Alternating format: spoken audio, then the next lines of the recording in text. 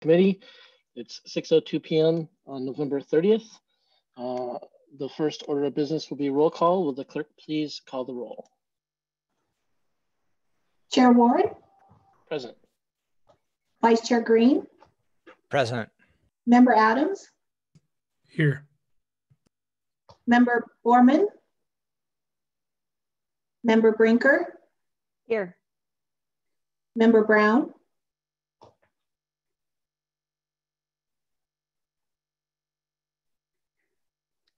Member Brown? Present. I'm sorry, I was on mute. Member Frazier?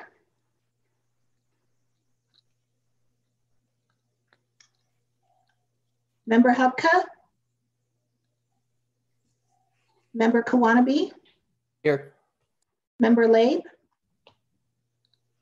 Here. Director DeAndrea? Here.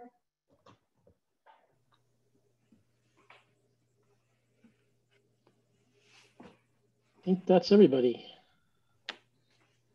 Is that correct? Is that everybody, Lorraine? Chair Ward, we are missing Member Borman, Member Frazier, and Member Hubka. All right, that'll complete the roll call section. If those members join us, we'll just have them announce themselves as they arrive. So the next item on the agenda tonight is the approval of minutes. I see two of our delinquent members are arriving, so let's go ahead and update the roll. Sorry. That's all right. We started pretty promptly this evening. Would you go ahead and announce yourself, please? We just finished with the roll, so we'll need to get that updated. Dane Borman, present. Thank you.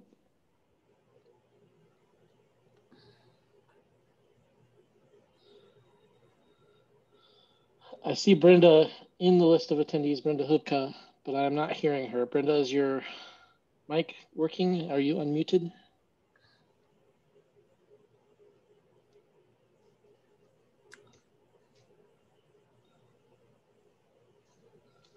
All right, we'll just continue. We'll get an update from Brenda if she becomes able to speak.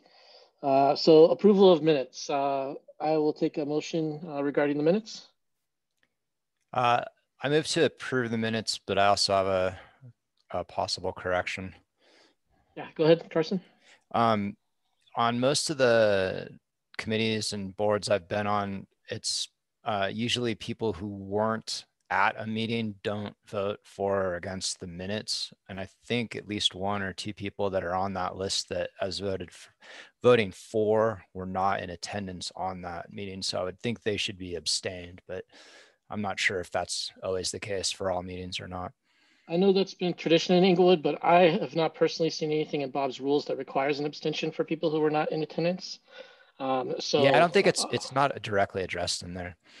So I would prefer to have those votes recorded as they occurred, which in this case, those members did vote for the minutes. I have two questions on a similar vein, though. The count on number, what is it, the new business, shows 9 members voting. 2, 3. Is that the correct count? And the same for minutes. It's noted that Dane Borman joined at 6:42, but he's listed as voting to approve the minutes. So I just wanted to make sure that was how things actually went down, so we have it correctly recorded. I did not vote.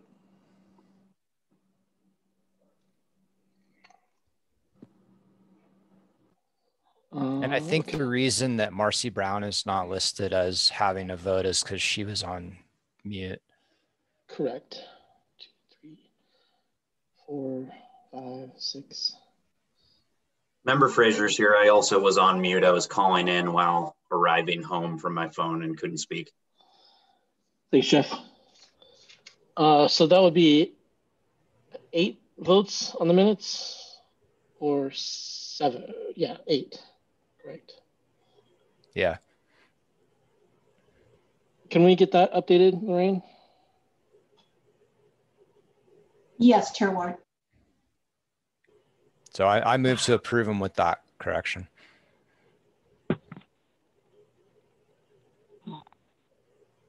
So moved. Is there a second? I will second.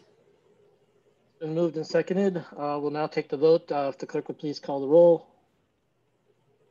Chair Ward, Yes. Vice Chair Green, Yes. Member Adams, Yes.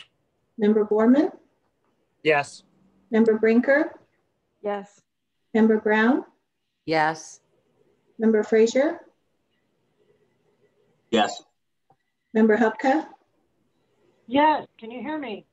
yes. Member Kawanabe, Yes. Member Lave.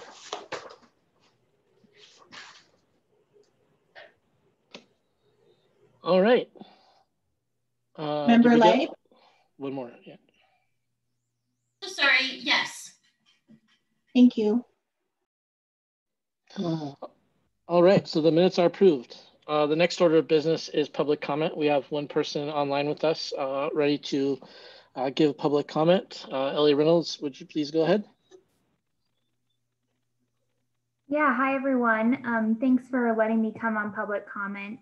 First, my name is Ellie Reynolds, and to those of you I haven't met before, I work at Waste Management. So I did submit the bid on behalf of Waste Management that you all have been addressing and working on. First, I want to start off by saying thank you for all your efforts in this process. It's not many people that would take time out of their week to go over, some sustainability stuff and some trash and recycling in their town. So we do appreciate all the thought that you've put into it. I guess I just want to come tonight and just address you as a member of the public. Of course, I work for Waste Management, but a big thing I'd like to just talk to you about is I really have been keeping up on your meetings, as I assume so has the other hauler. And some of the things that you guys have been addressing, it seems like, and will be coming up on tonight's call, have to do with some of the changes that you might make in another bid. And I think I just wanted to, kind of put my hand up and flag some items that might incur more price increases if you were to go down that route. And I also know that price has been a big issue that you guys have been addressing as well. So I guess I just wanted to say, as an industry leader, obviously what we see happen a lot is that bids get overloaded with a lot of items, things like, mandated green waste, or for instance, I saw you guys had, electric trucks on there, which we are happy to, kind of explore. But once those things get mandated, the price obviously just kind of drives itself up. And I know the majority of you know that. And then a lot of it just has to do with the fact that green waste and things like that just aren't on scale yet. While we want to get there, it would definitely be working together. And I think regardless if it's Waste Management or Republic or any other hauler, it would definitely be something that we all have to work towards over time, and just quite isn't there yet to do for the whole town.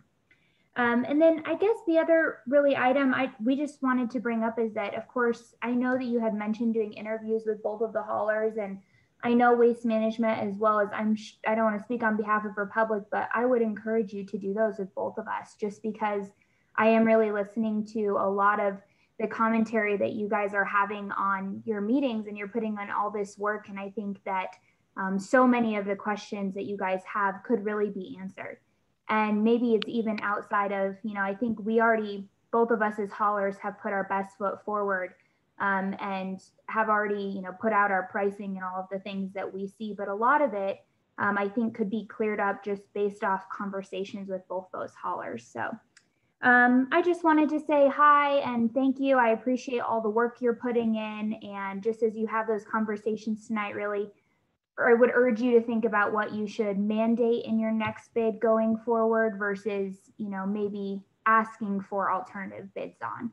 I think that will really help you with your pricing structure and what you're trying to accomplish. So thank you for my time tonight. And if you don't mind, I'll stay on and listen, and of course will not comment, but I am eager to hear your conversations.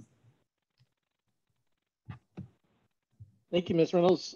Is there anyone else in for public comment? I don't see anybody in the list of attendees. Do you have anyone, Lorraine? No.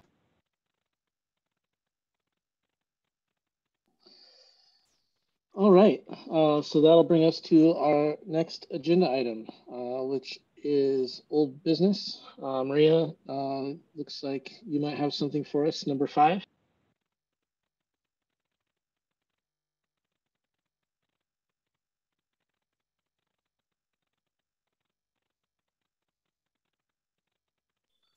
We're not hearing you speak if you're talking. Talking to myself again. So, story of my life. All right. So we were going to go through, well, first just an update quickly on the plan. So we are going back to City Council to provide your recommendations to them. That's scheduled for December 7th. So you're welcome to participate in that meeting, or you can just view it on YouTube after the fact. But if you do want to speak on public comment, you're more than welcome to as a member of the public, and we can set you up for that if you're interested. But otherwise, I just wrote it with the same recommendation based on the motion that was made at the previous meeting. And we'll leave it up to council to determine next steps. But I think tonight's purpose really is about moving forward to start to work on the elements of the project, assuming that indeed that council would agree with the committee and move forward to issue a new RFP. So with that, we can jump into the items. So the way that I structured the agenda, you can see, typically we do go just 2 hours. So I've kind of broken it up into chunks. Had that up here just a minute ago.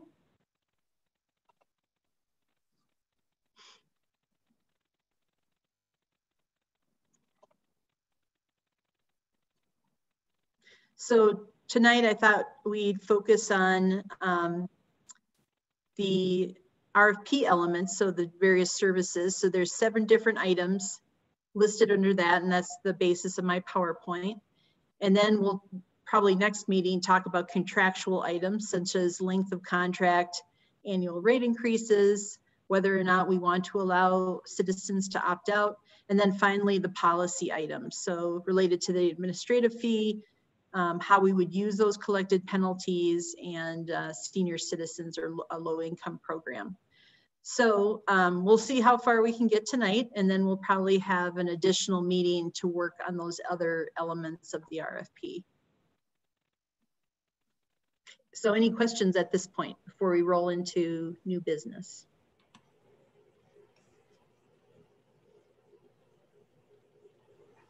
I see one hand raised. Marcy? Yeah, I would just like to clarify something, Maria. Are you saying that the administrative fees are penalties? Just that we talk about both of those, administrative fees and penalties, as part of a future agenda, most likely, depending on how far we get tonight. And then I thought we had already decided that people could opt out if they wish. Are we not sticking to that? Well, I think that's the discussion tonight, is that everything is up for grabs at this point, I believe. So the purpose and what the committee, I understood, wanted to do was reevaluate all of those elements to determine how we write those into the RFP. Thank you.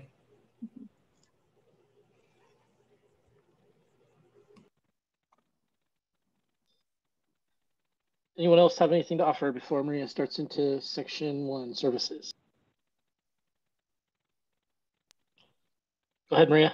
All right, thank you. So just a little bit of an overview. So our overall program goal is to provide services that effectively collect and dispose of solid waste, as well as maximizing the fullest recovery of recyclable materials with the least impact on the environment and in a cost-effective manner, so as to enhance the safety and aesthetics of the city.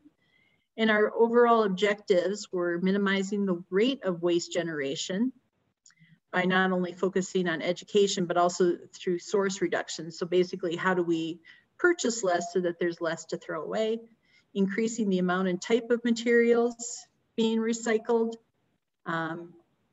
providing consistent and reliable collection services, professional and prompt customer service, and overall, hopefully, financial savings to residents, while also allowing for the collection of large and bulk items and reducing the number of collection vehicles on city streets and alleys.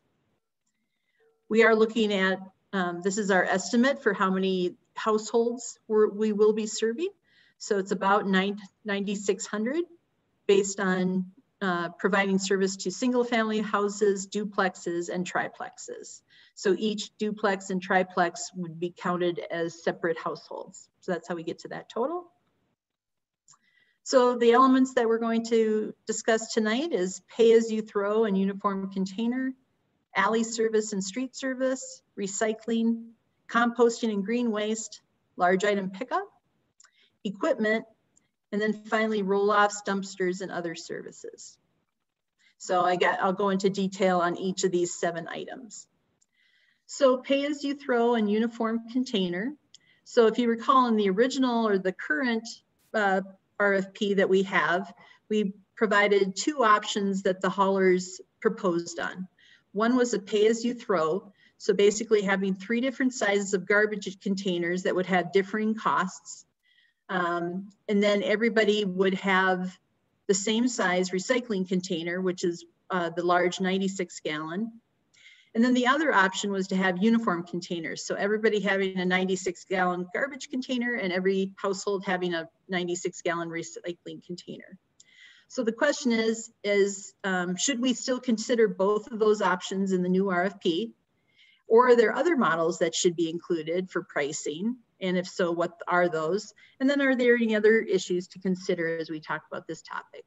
So I'll open that up for discussion at this point or hand it back to Chair Ward. I see 2 raised hands. One.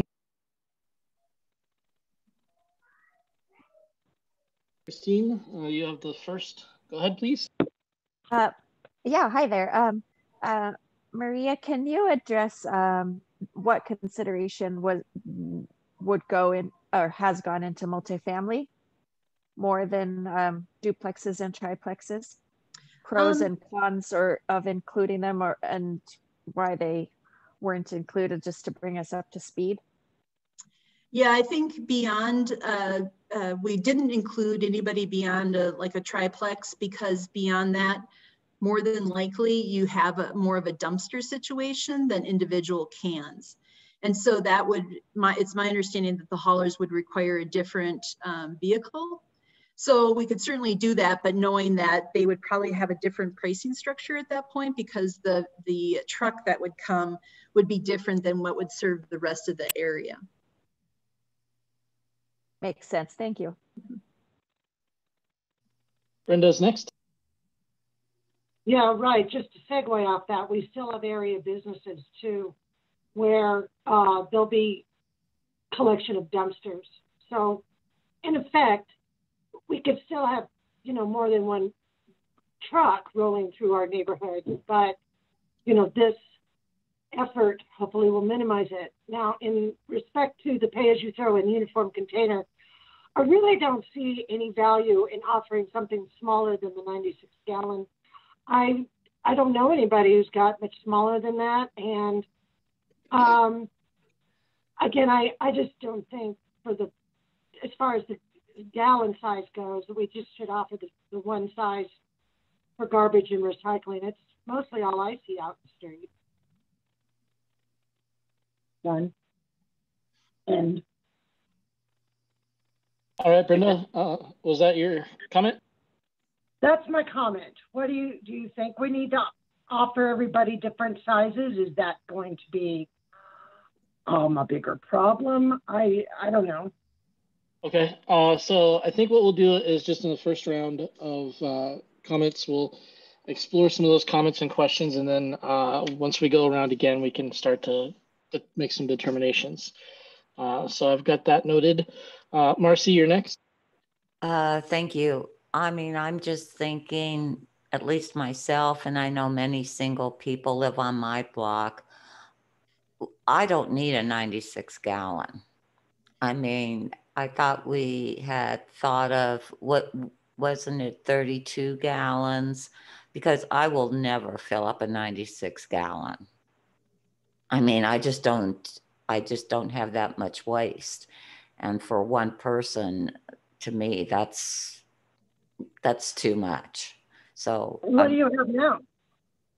Pardon me? What do you have now? I just have a small trash can. That's it. Oh, they didn't bring you the thing that goes up into the. No. Oh, I see. It's just a Would very. Would it be a problem? Would you have to fill it up? Would it be a problem if they gave you one? So we're going to keep dialogue to a minimum in this section if we can, so we get through all everybody else's comments, and then we'll have time for conversation. Yeah, I thought that's what we were going to do, is discuss this as an issue at a time. Are we going? Is Maria going to introduce them all, and then we're going to go back? There are 3 other people waiting to talk on the same issue right now, Brenda. So just hold on for a minute, and we'll circle back around. But I want everybody to have a chance to speak at least once before we start the back and forth. Carson, you're next up. Well, I was just going to say it seemed like the price difference was pretty negligible between even like the small option that we saw versus the fixed size. But I'm also hearing, Marcy, and the truth is, like, I get that. I have the 96 for each, and I never fill the trash, and I usually fill the recycling.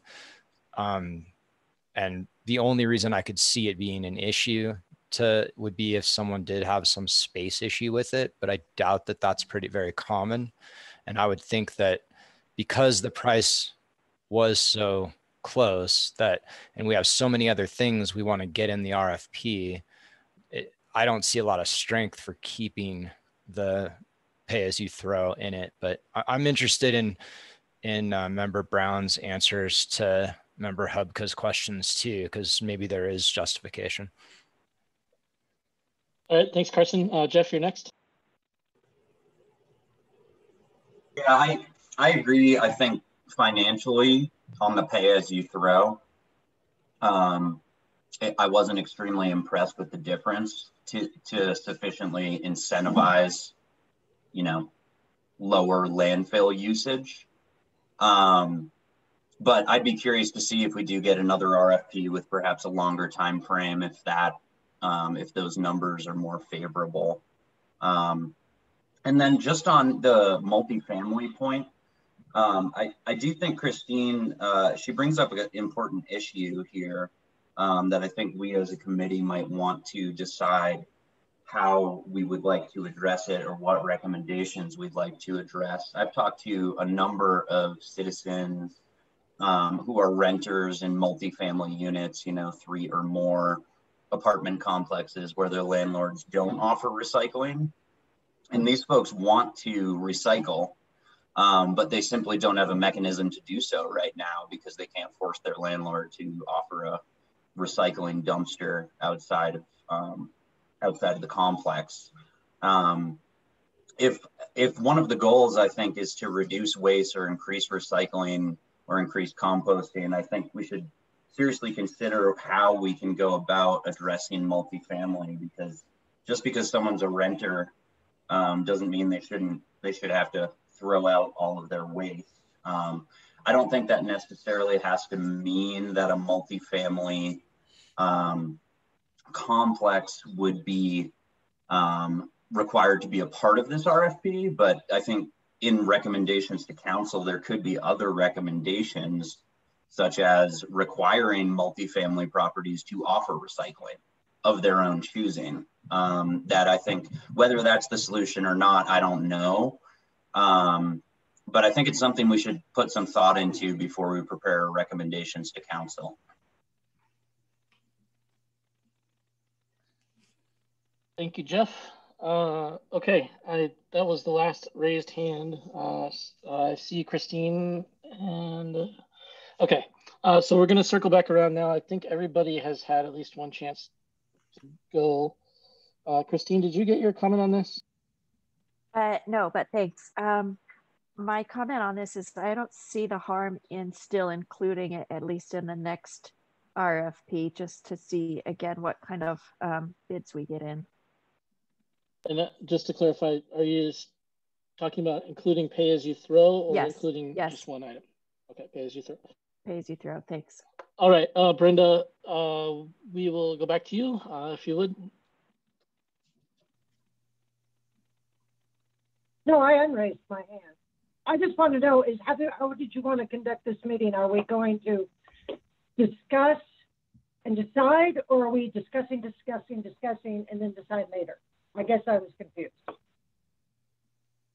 So the goal would certainly be to make some decisions tonight. And the reason why I cut off the conversation earlier was because not everybody had had a chance to speak yet. And we were sort of devolving into a back and forth, which is not as productive as it may seem. So I just want to make sure that everybody has a chance to get their opinion in. And as much as we go back and forth, it not turn into an argument or, something like that. I wasn't trying to be argumentative. I was just asking a question. But I'll be sure to raise my hand when I make a second set. Thank you, Brenda. Marcy, there was an open question about what you would prefer. It sounds like you would prefer pay as you throw. Probably, yes. All right, I see Jeff's hand raised. Jeff, did you have something to add? Sorry, no, I need to unraise it. Carson, go ahead.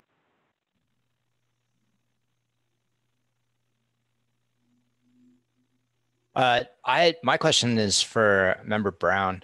It is and it's kind of what Member Hubko is asking you, is the reason that you would want the smaller, is it primarily based on potentially slightly less cost, or like space wise for storing the larger container? Or another option of why some people might want the smaller would be just like, is it difficult to move around a large one, even though they do have wheels? I'm curious, like what reasons someone might want the smaller ones, or that even if they weren't going to use the space of a bigger one, why that would be potentially a problem.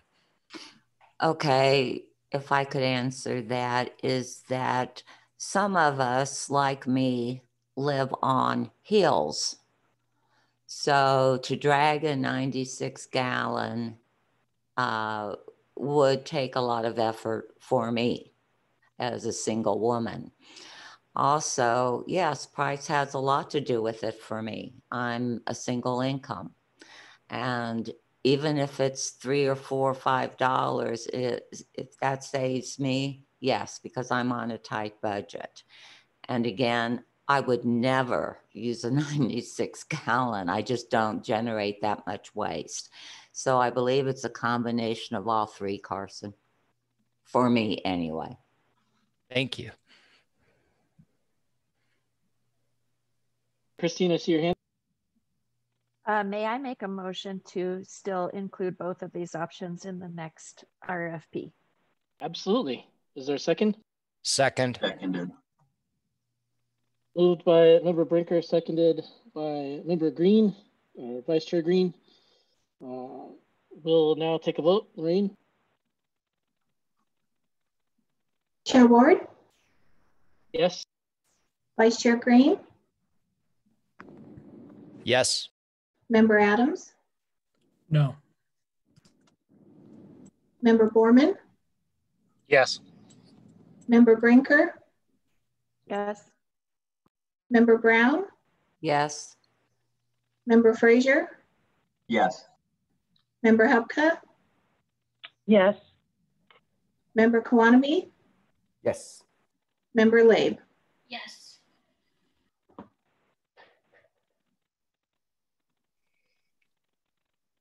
All right. Was that everybody, Lorraine? Yes. Sounds like that motion passed. So that will close the pay-as-you-throw and uniform container discussion. Any subsequent RFP that we will submit will include both options. All right, moving on to alley service and street service. Real quick, I just had one last question on that last one. Were there any other models that anyone had brought up or suggested? I mean, was that question there just in general, or was there any other structure anyone had wondered about or thought of that I'm not aware of?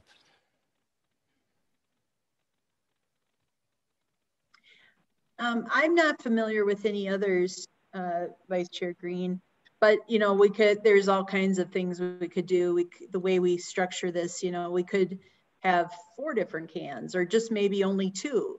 You know, maybe it's a 36 and a 96 or whatever the 2 sizes are. So it's different things like that if there was any interest. Okay, but these are the 2, I think, basics. Okay, thank you. I just wanted to have that on the record because I wasn't sure. Okay. And just so you know, we can come back to these too. So if people do come across or think of different things, it's not like this is one and done. We'll still have time after staff puts the document together to review that and speak to that. All right, so alley service and street service. So we did get feedback from both haulers on this topic, and that, you know, basically providing service in both alleys and streets led to some of those higher costs because of basically having 2 types of trucks traversing the entire all neighborhoods, because there's just different needs within the alley and the way that they can pick garbage up and recycling versus what they can do in the street. And I know that we had originally included that both options in the RFP just to be able to give people choices. So sometimes just for physical reasons, you might have an alley, but you can't physically bring your garbage can up there, and vice versa. That people who might need to access this street just simply can't do it and would want to have or put it back in the alley. We did get, as you all know, we got a lot of feedback from citizens that we need to keep alley service, just because they can't drag it from their garage that faces on the alley all the way out to the street, or just don't want to. So that was a very critical factor for a lot of people. So with that, I think the idea is, do you want to see that? How would that service be structured? Do we still want to include both alleys and streets, knowing that that might and could lead likely to higher costs? Or do we want to say something like, if you're on an alley, you have to use the alley unless there's some physical constraint that you can't. And for those blocks where we don't, for whatever reason, have an alley, then you would have curb service. And the companies would still have to probably provide multiple trucks, but it would be limited in those areas. But we could have an option, you know, like if you physically can't go get to the alley, then you would have street service, and hopefully that would be a fairly minor amount of people. So I'll open it up for discussion to be led by Chair Ward.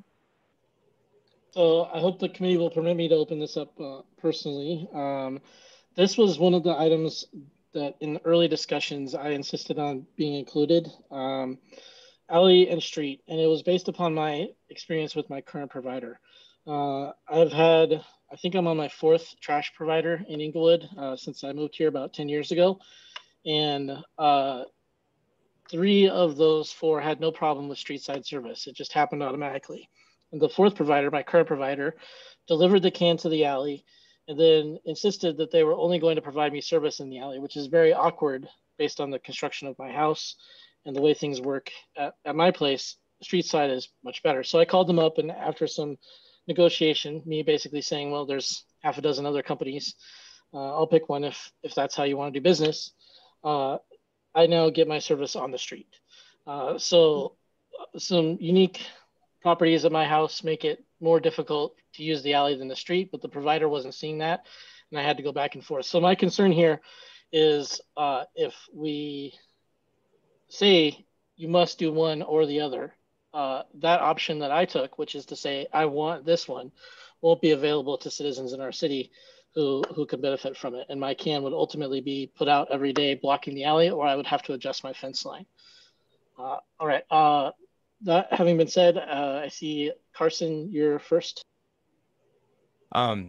So I know in the last meeting I had suggested the possibility of, you know, if you have an alley, then it has to be alley, or, you know, if you don't, then street, as a possible way to make it cheaper. And I've looked around, and I mean, first of all, everything that Chair Ward just said makes perfect sense to me. And I'm actually, you know, in exactly the opposite situation of him. One of the reasons I even am on this committee is because I was so disappointed in the providers stopping alley service, because I want alley service.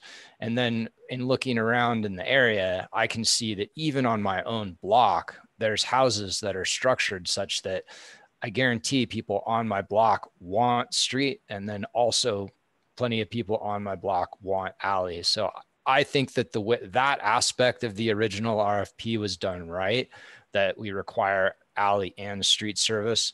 And so I just think we should keep that as a requirement.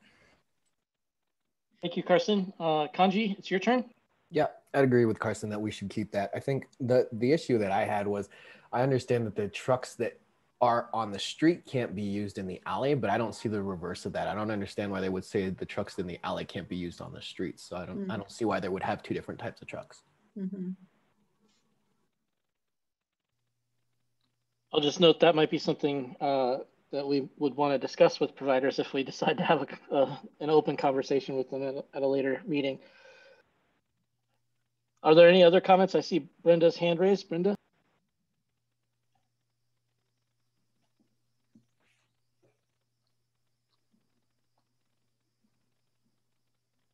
Brenda, you can go ahead. Sorry about that. I'm using my phone. I had to reinstall my laptop, so I didn't have this program. But anyway, I agree with everybody that we should strive for both. It's not a hill to die on. It would be what makes our neighborhood great is that you have the option. We really don't have the infrastructure like Highlands Ranch where you just go through little curvy places and it all works out right. So we'll try to just drive down the cost another way. So if anybody wants to make a motion, I would be for it. Carson, I see your hand raised again. Are you still wanting to have some comment?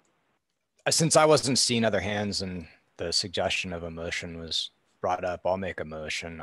I move that we keep the same structure of the original RFP in requiring both alley and street service in the new RFP.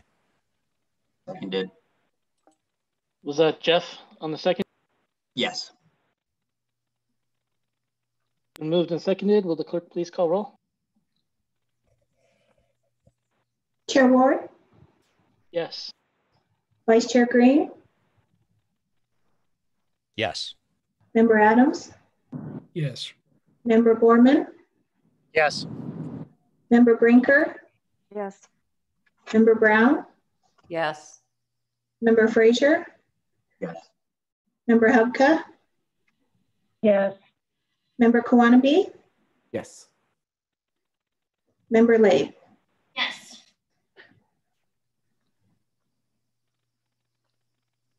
Is that a unanimous vote? Yes. All right. Sorry, just one point of question. This might be a dumb question, but I'm assuming that if you put your garbage out at the curb, then you'd also put your recycling at the curb. We're not going to have mix and match. That's how I would do it. Okay. Yeah, I think it's important to require both on alley or both on street. Okay, thank you. All right, unless anybody has anything additional to contribute on that question, we'll move on to the next bullet, which is recycling. All right, so again, on our original RFP, we required recycling at each household using a hauler provided container. So we didn't give people really the option of opting out. So, you know, a can would be delivered to you. If you chose not to use it, you could call up and we would probably pick it up again. But the idea is to encourage recycling. We give everybody a container right off the bat to encourage them to at least try it. The collection would be collected every other week. which could also be changed potentially, and or with a smaller can and do it every week. Just some ideas to throw out.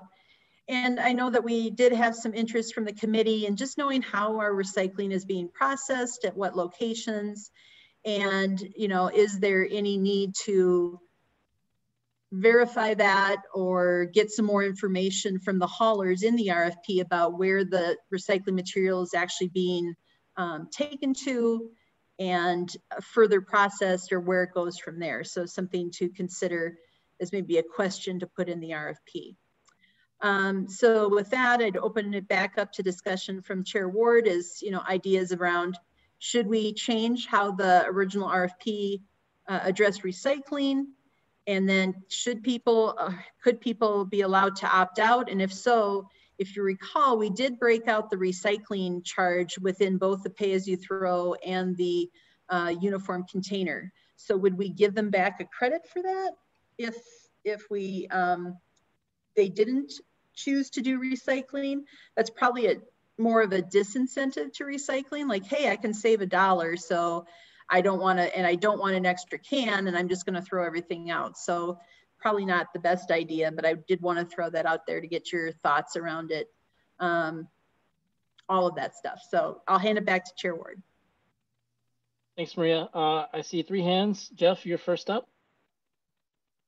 Yeah, I feel pretty strongly about this one because, like we've been talking in Council's strategic plan to promote sustainability, limit waste, and like I've heard from a lot of conversations with other folks in Englewood, if our goal is to limit waste and divert as much as possible items from going to a landfill, I really think recycling should be included. Our recycling rates are abysmal in Englewood. I forget what the exact number is.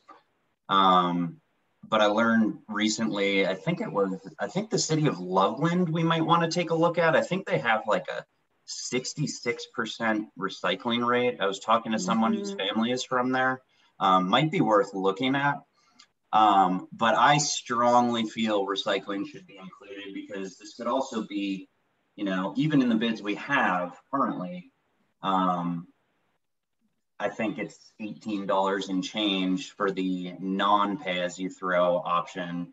I understand that would be plus an admin fee, but that's for recycling and trash, which, I think what Waste Connections currently might have that option. I'm not sure, maybe Carson can tell us, because I think you use Waste Connections, maybe some other folks on the committee do, but I'd be curious about that. But as far as promoting waste diversion, I really feel recycling should be a part of this.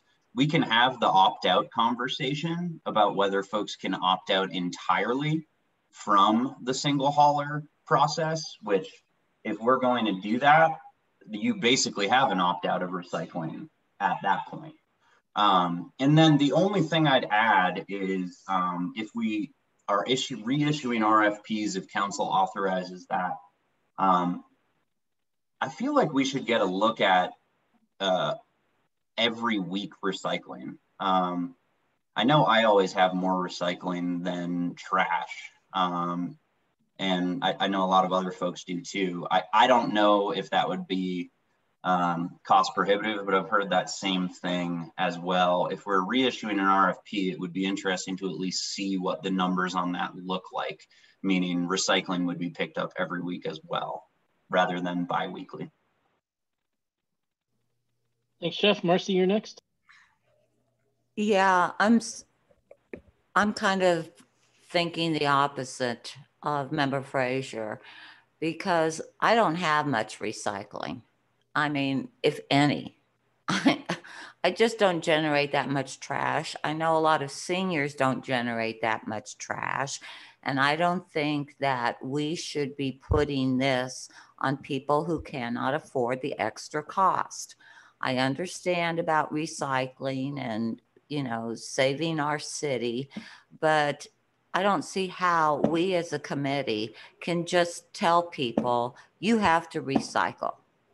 And again, as far as waste services go, I have spoken to waste services.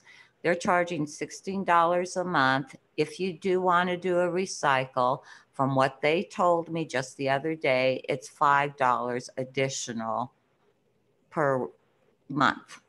I think that's the way it is. Carson, you can certainly, correct me if I'm wrong, but I just spoke to them. So I just don't think we need to push this on citizens. I think that we also have to remember we have many people here in this city who are on fixed incomes, and wherever they can cut, they will cut. They can't afford to live in Inglewood right now. I've spoken to many, many people in my own neighborhood. And quite frankly, I'm not getting good feedback on the single haul trash. They feel like city, once again, is telling them how to spend their Marcy, money. I'm going to stop you right there. We're wandering off topic. The question is about recycling, so let's stick with that right now. Well, I was just answering Member Frazier when he said he's spoken to a lot of people. So have I. That's all. I'm not trying to be argumentative. I think we run in different crowds. Absolutely. And that's okay. That's why, that's a good thing. That's why we're both on this committee. Marcy, did you have anything else to add regarding specific to the recycling portion? I'm finished. Right. I just don't think we need to push this on citizens. That's it. Thank you. All right. Thank you. Dane, you're next in order. Yeah, I feel very similar to Member Frazier. I feel like this is probably the most important part of this whole thing. Recycling it's the way of the future. And just like Carson said earlier, he has more recycling than he does garbage. Maybe we learn to treat our recycling as the weekly thing and the garbage as our every other week thing. That might solve two birds with one stone. We could cut down our garbage to once every 2 weeks and our recycling every week. And then that way, the 96-gallon containers and things like that could be more useful for even single people, so they don't even need they can fill that container and not have it overflow. And that way we can keep a uniform container size to minimize cost, but at the same time period, minimize our waste still, or at least minimize our waste stream anyway, maximizing the recycling. I think having recycling is a no-brainer. And I guess that's it. Thanks, Dane. Kanji, you're next. Yeah, I'd agree with Jeff as well. I think, though, that we would want to address what Marcy is talking about. And so if it is just cost prohibitive, let's really focus in on helping those folks that need that assistance, right? And we can build that in. The other thing that I would want to comment is that we are voting for everybody in our community, which includes our children. And so I think that's why recycling is such a big issue, especially for myself as a parent, right? And the last thing that I wanted to bring up was Director DeAndrea, we had spoke about getting metrics on this information. So it'd be good to get or build in a request for those metrics and get those dashboards on the city website. It's just we can see the fluctuations on the amounts and types of recycling that are going through. Yeah, if I could address that, Chair Ward. We certainly can do that once we start getting reports from our single hauler, if we go that route. The problem now is that we have so many providers, and they might not only pick up materials from the city of Inglewood. Even if we were to require that type of data from the different haulers within the city, they probably couldn't break it out just to Inglewood. So we don't have a good idea of what our recycling rates are currently. Totally. No, and I was thinking just building it into the RFP, because if we did have a single hauler, yeah. Gotcha. All right, thanks, Kanji. Carson, you're next.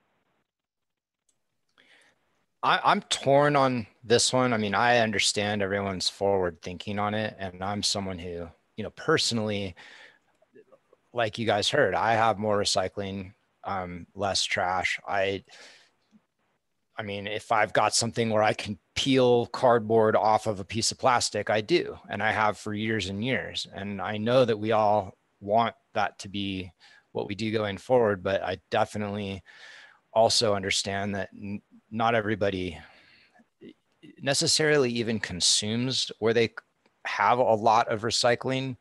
And maybe that'll change. It would certainly probably be more common for younger generations, but it's not required. It is possible to live where you don't have much recycling, and especially when you are on a fixed income. And so, you know, I agree with what Member Kawanabe said too, that address it as a price thing, but I also, you know, from a, there is a freedom standpoint that I think is important as well. And when you make it forced, you know, this is kind of maybe out there, but it does take effort to do recycling. And one of the reasons that China stopped taking our recycled material is because our streams of recycling are so full of material that's not allowed. And this is why I've brought up that what actually gets recycled and knowing what percentage of the recycled material that, you know, goes into that stream even ends up getting recycled is something that I think is important.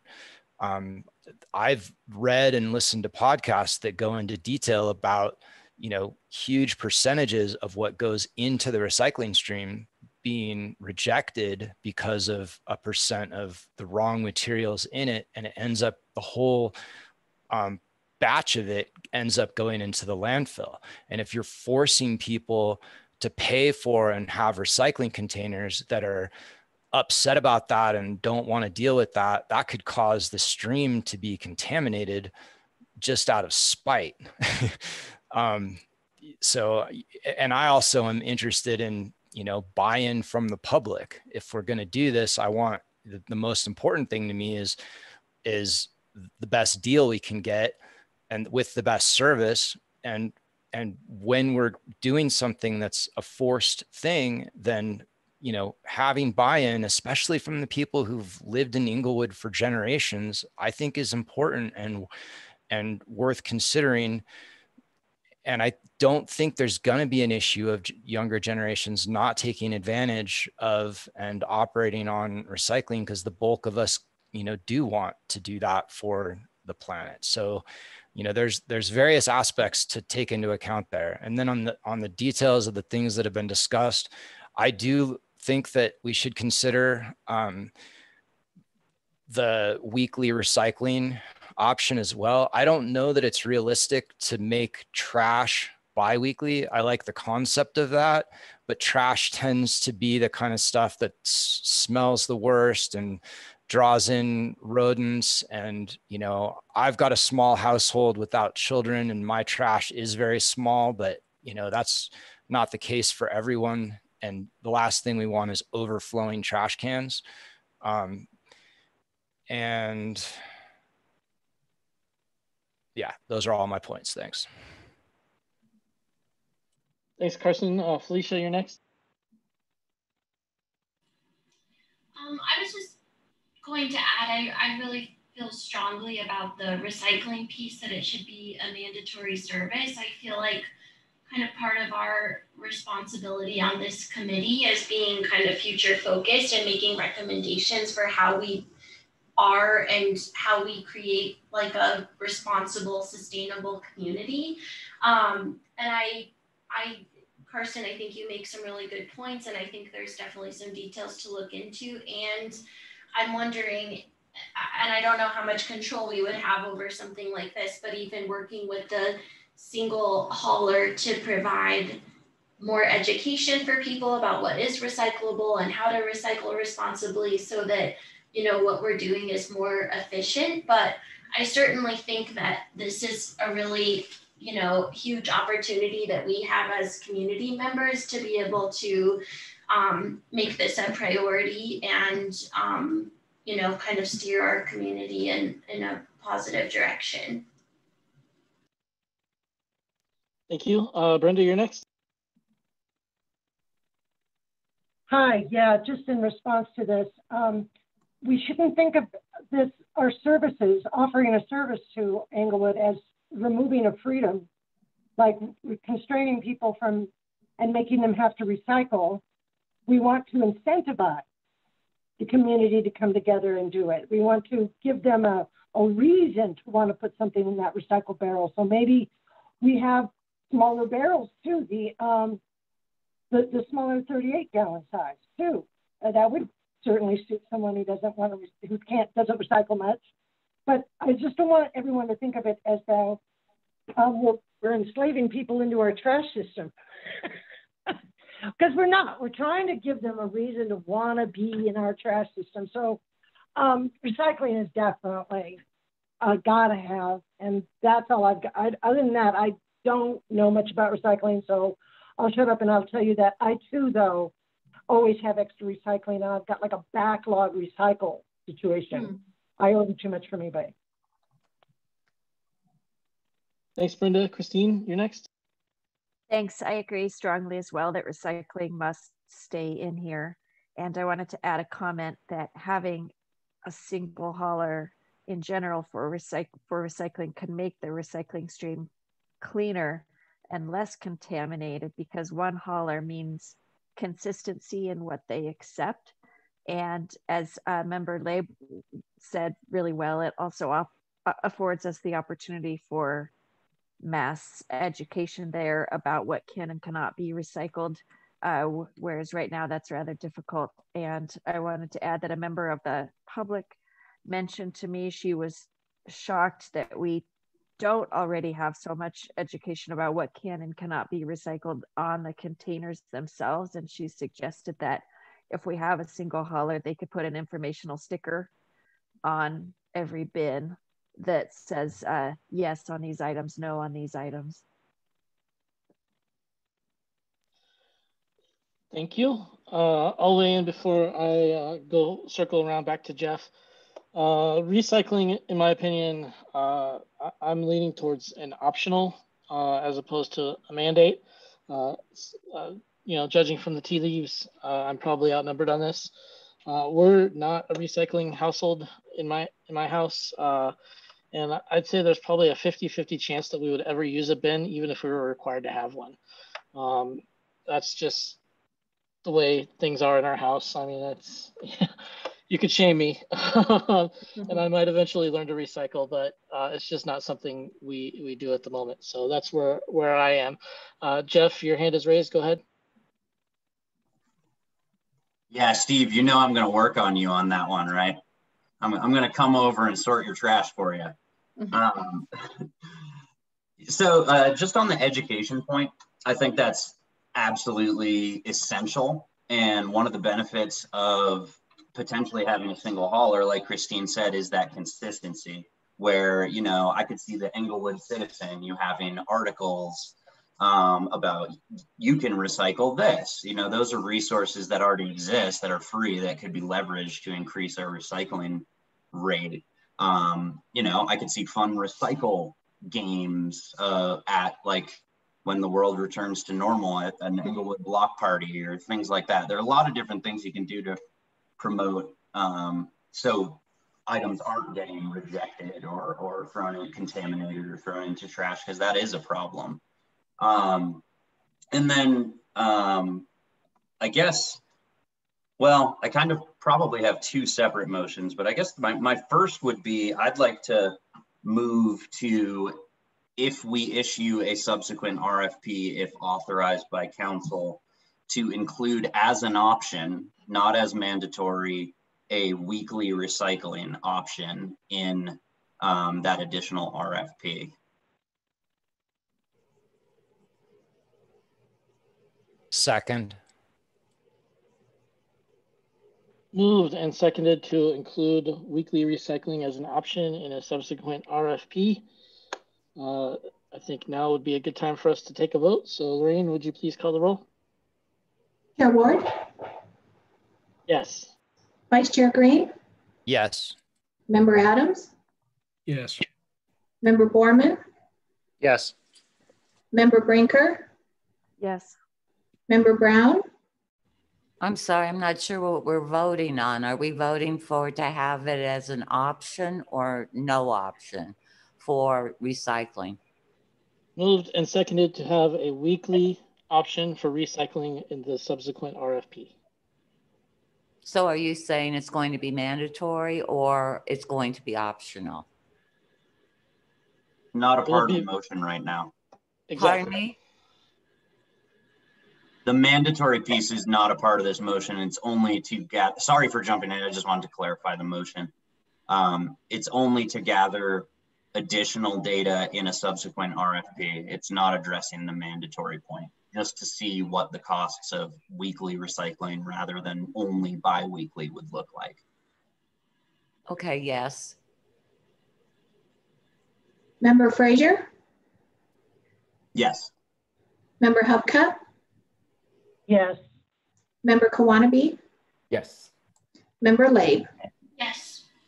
It's unanimous. Thank you. The next person with their hand raised is Marcy. Please go ahead, Marcy. Yes, thank you. I just agree with you, Chair Ward, that everyone should have the option. That's all I have, you know, for recycling. That's it. Thank you. So can you clarify that? I'm not sure I understand the objection to everyone having an option. Are you saying that recycling should just plain not be offered, or that it should be mandated if it is offered? No, I'm saying it can be offered, but it should not be mandated for every household to have recycling. So then you do agree with me that everyone should have the option? I do agree with you that everyone should have the option whether they want to recycle or not, and if they want that extra cost put on their trash bill or water bill. Does that make sense, Chair Ward, what I'm saying to you? Yes, that's clear. Okay. I just wasn't sure what you were disagreeing with, because I think we are in agreement on that matter.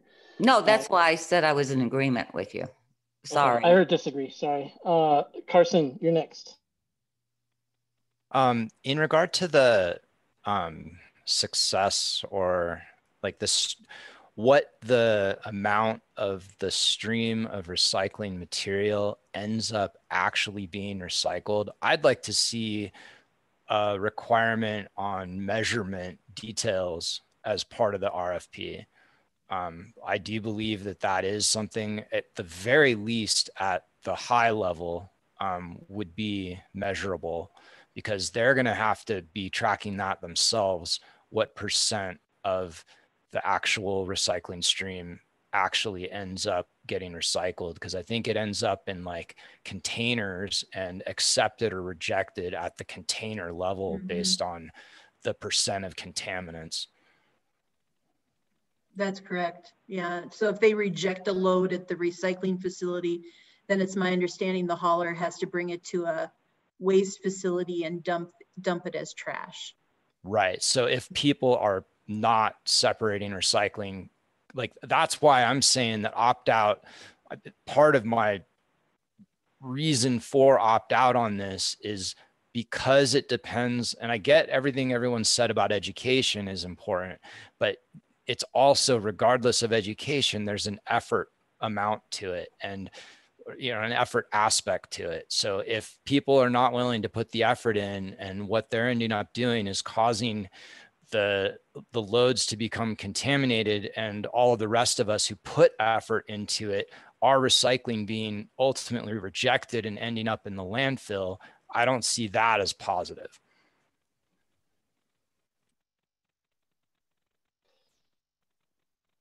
All right, thanks, Carson. Dane, I see your hand raised. I was just going to say that if somebody's not going to put forth the effort to actually recycle, I think the likelihood is that they're just going to throw everything in the trash.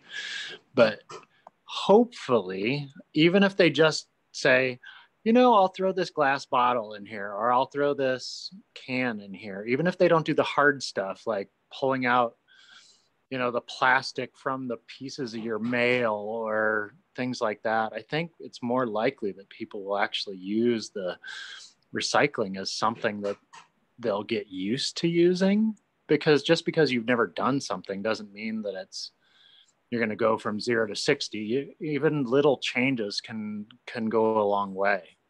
And that's what I'm hoping for out of this whole thing, because I hope that we all continue to learn, continue to evolve in terms of our own way we treat ourselves and treat our world. And I hope that that's something that we think about, because even little changes can go a long way. And people may not do the hard parts, but they're likely to do the easy ones. And that's it.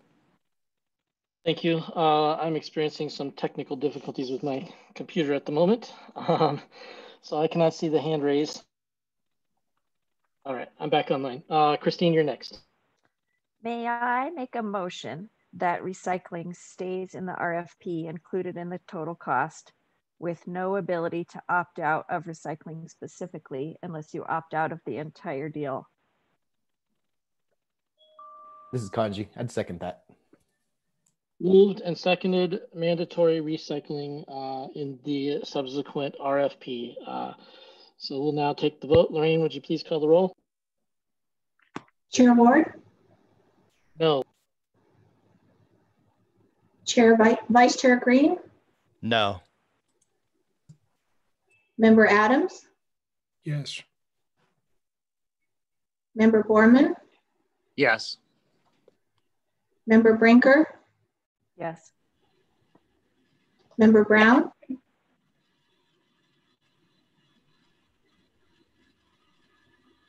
Member Brown, No. Member Frazier, Yes. Member Hubka, Yes. Member Kawanabe, Yes. Member Lade. Yes. So we have 3 noes and 7 yeses. So that motion passes. Recycling will be mandatory in any subsequent RFP, with the provision that anyone who opts out, assuming we include an opt-out, would be opted out of recycling as well.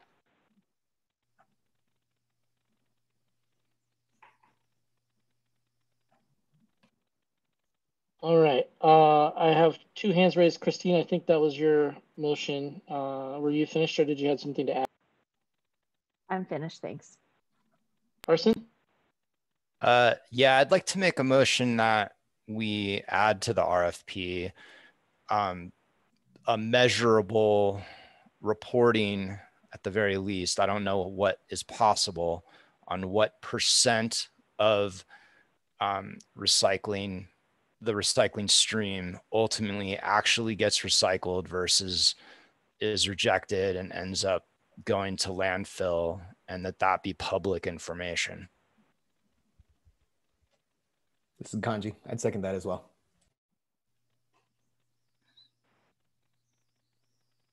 Moved and seconded that any hauler would be required to track the percentage of recyclables that arrive at a recycling facility and are subsequently rejected.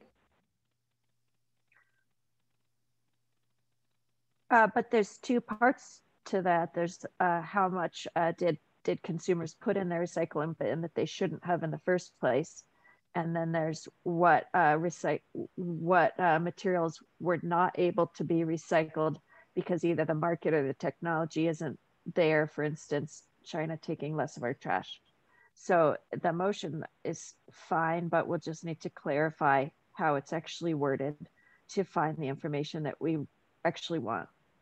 Yeah, I consider my motion that we work out the details of what that measurement is. I agree with what member Brinker said. We need all that information. I mean, personally, you all know, I would like to see us have trash, recycling, and composting measured at each home site and get a report of those percentages and get discounts based on reducing waste and increasing compost. But it doesn't look like that's available to us yet. But at the very least, I think we need to have public access to this information about what % of the recycling actually gets recycled. And my understanding is China does not take any of it anymore. I don't know where it's going at this point.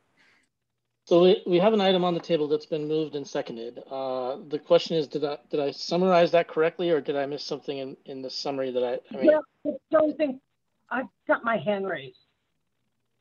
Yes, I talk? you do, but there's a motion and a second on the table right now. So we need to clear this under the rules of order before we can address anything further, unless you have something to clarify on the motion. Well, yeah, I think that this is a good motion, but I don't believe it belongs under recycling. I think it belongs under a customer service metric that we should be asking for at the end of this RFP.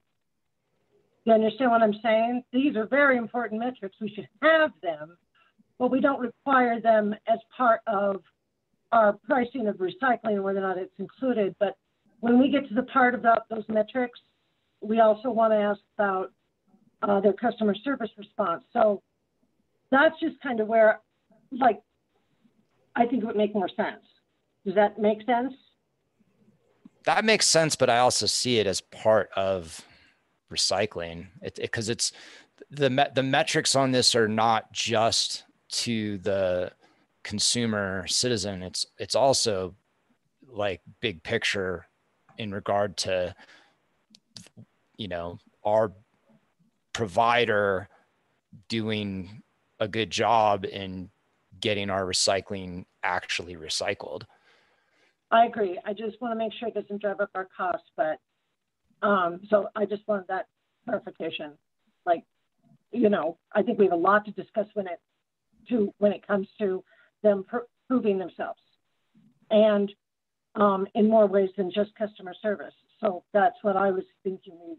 But so this is definitely a must-have. I would agree with that. Yeah, I think I understand where you're coming from there, Brenda. So I also think that would be an appropriate place to handle this. So unless the mover or the seconder would like to withdraw, we'll go ahead and take the roll on this particular motion, or if I have not restated the motion correctly.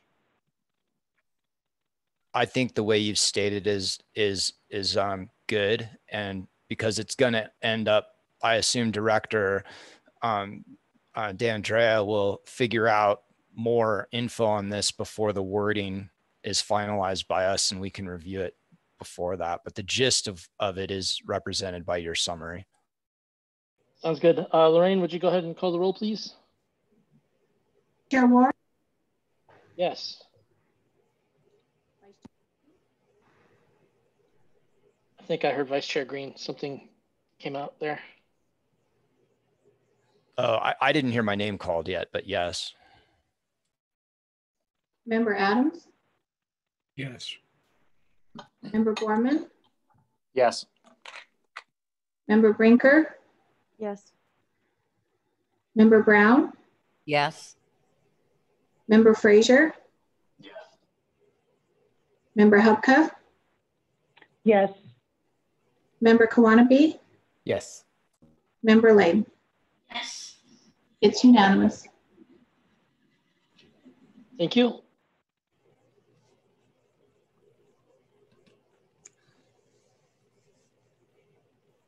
So we've covered on this slide the service mandate. We've covered at least one other issue, which would be weekly.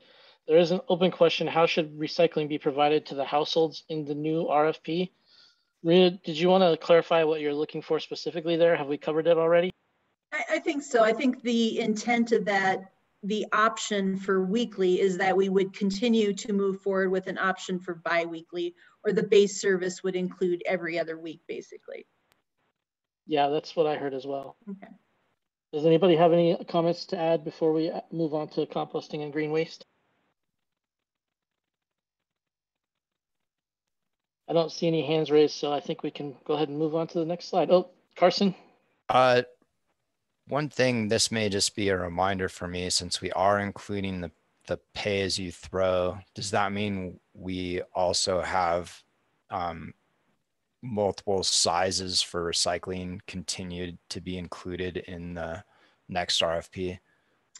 No, we'd structure it the same way where even if you had the pay as you throw with the 3 different garbage containers, you'd still just have one 96 gallon recycling container, unless there was desire to change that.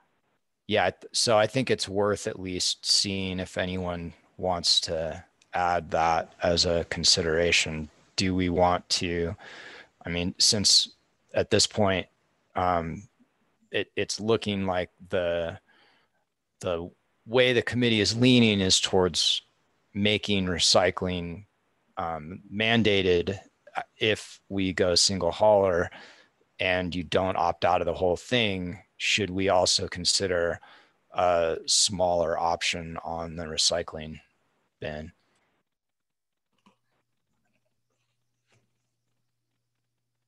Marcy, I see your hand.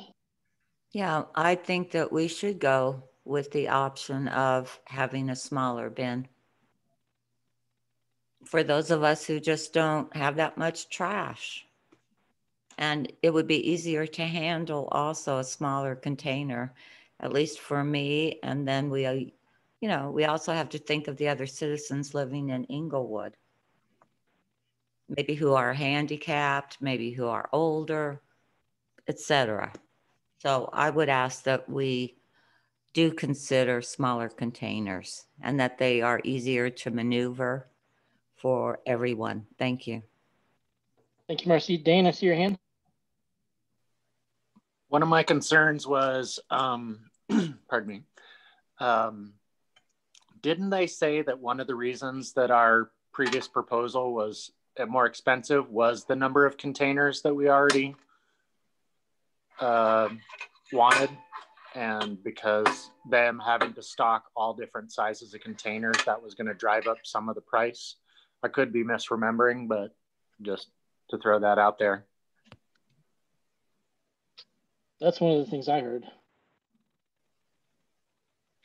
Yeah, that would be consistent. I think anytime you give people more options, then there's more inventory for the hauler, more trading out or doing whatever, and it just inherently would probably drive up the cost slightly. Person, I see your hand.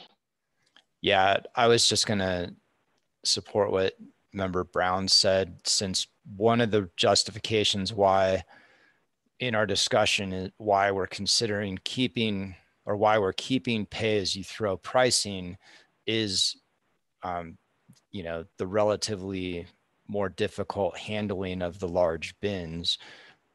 Then it seems like it's worth, and because we're leaning towards the required recycling, if you don't opt out of the whole thing, that could be a factor for pushing more people to opt out of the whole thing if they're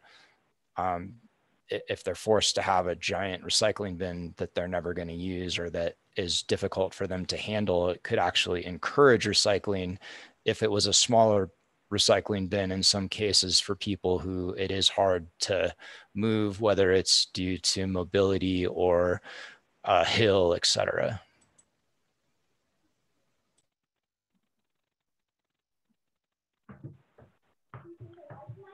So if someone wants to make a motion on that topic, I think now would be a good time.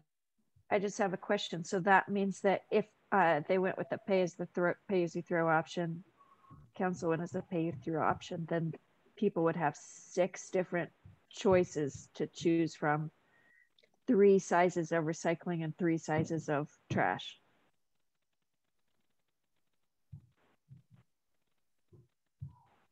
I thought it was 2. It was 3 in the previous proposal.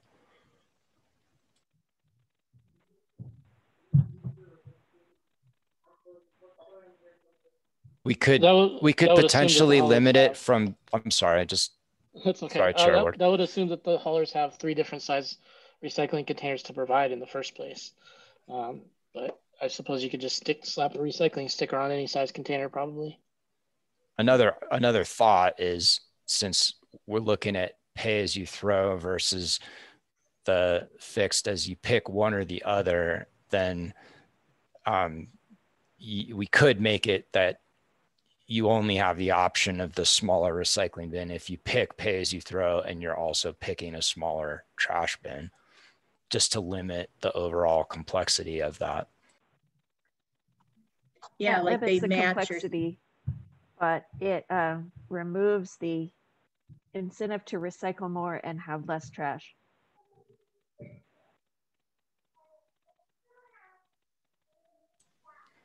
Well, instead of 6, it could be 3 if you don't allow, if you're not on pay as you throw, then it's automatically both large bins and you only have the choice of the smaller recycle bin, or if you're doing pay as you throw. So it'd still be fewer total options. So I might be misunderstanding something here, but I gather that if pay as you throw would be a citywide thing and you would choose which size container, the other option being universal across the city, everybody gets the same size container. Right. I have a point of clarification. Are we referring to simply including this in any additional RFP just to see what that would look like? Or is the motion to commit to the different size recycling options? I think it's just to include it in the RFP, but I could be wrong. So I don't have a motion yet. Yeah, there's no motion yet. I just brought it up as possible discussion to see, if there was enough interest to even make a motion. I mean, and so far the only interest is coming potentially from Member Brown and myself, unless anyone else has any other thoughts. I'm not opposed to including it as an option in the RFP. So we could compare, apples to apples and see what the price looks like. I'm not opposed to including it in the RFP. Whether we recommend doing that, I don't know. I'd have to see the number.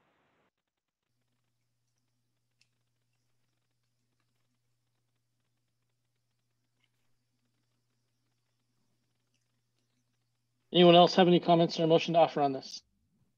I have a motion to include in the new RFP an option for smaller recycling bin.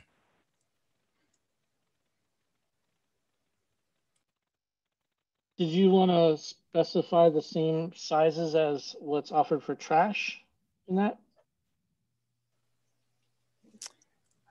I don't have an exact sense of that. If we really need all 3 of those, I mean, maybe the 3 options is too much. Maybe just the upper 2 options would be enough, because that would deal with the wieldiness of the giant one. Or maybe we only have the biggest and the smallest. I don't feel informed enough to know what sizes matter or make the most sense. I just am picturing people like, someone who's single and not a big person living on a hill, struggling with moving these things and not wanting to force that. So the motion, as I understand it, then would be to include multiple recycling options in the RFP. Yes, sizes of bins. Is there a second? Could I just ask a question before we go through this motion? Can we also include that if we have a small recycling, kind of bin, can we also include that we could have I don't know what it is, 32, 36, that we could have that also? I mean, if you're not generating much recycling and you're not generating much trash, could we consider that as having 2 smaller bins for recycling and trash? So Marcy, that sounds like a separate motion. Carson has a motion on the table and we are waiting for a second on that. If it does not receive a second, it will die and we can discuss that option.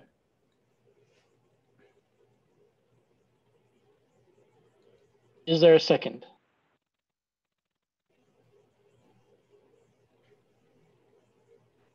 No one has seconded Carson, so that motion is dead. All right. Any further motions or ideas to offer? Marcy, this would be a good time if you had something. Okay, well, I would just like, I'm not sure how to make a motion, but I guess what I would like is, you know, I like Carson's idea of the smaller recycling. But I would also like it to be that we could also choose what size our bins are. You know, because again, you know, I hate to be repetitive. I don't need a 96 gallon, nor could I probably handle a 96 gallon. So I'm just asking if we could do a smaller bins across the board if people have, you know, the less trash, less recycling. I guess that's what I'm trying to say. So I'm not trying to be difficult here, Marcy, but I want to make sure I understand. I believe the question of different size containers has already been settled for trash. And the motion that Carson introduced that just failed was to introduce that same concept of multiple size containers for recycling. It sounds like you're making a motion that matches the one that was just made. Okay, I'm sorry. I thought Carson was just saying that we could have a smaller recycling bin, but yet the 96 gallon bin. That's what I was hearing. If I heard incorrectly, I apologize. May I clarify? Please do.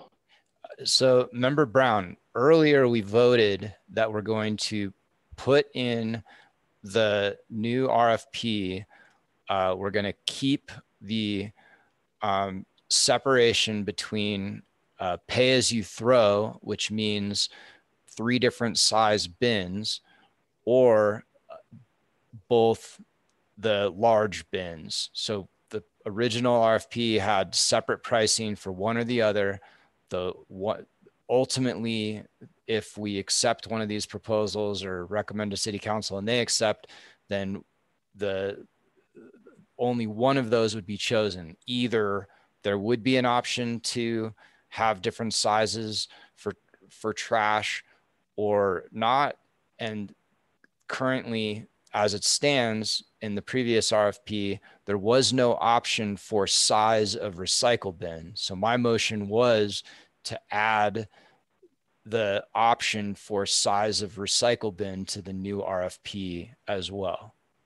Okay, I'm sorry. I misunderstood you, Carson.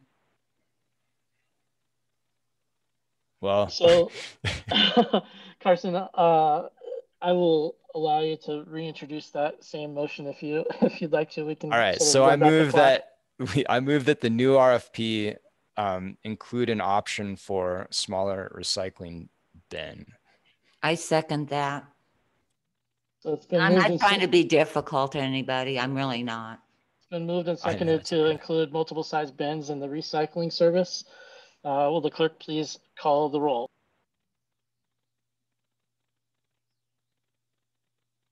Chair Ward, No. Vice Chair Green, Yes. Member Adams, Yes. Member Borman, No. Member Brinker, No. Member Brown, Yes. Member Frazier, Can I ask a clarifying question? Go ahead. Is this only to get that information from the RFP, not to commit to definitely yes? Then I say yes.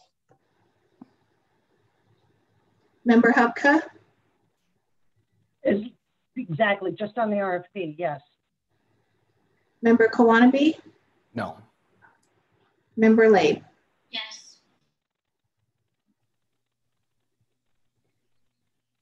6 yeses, 4 noes. Motion passes.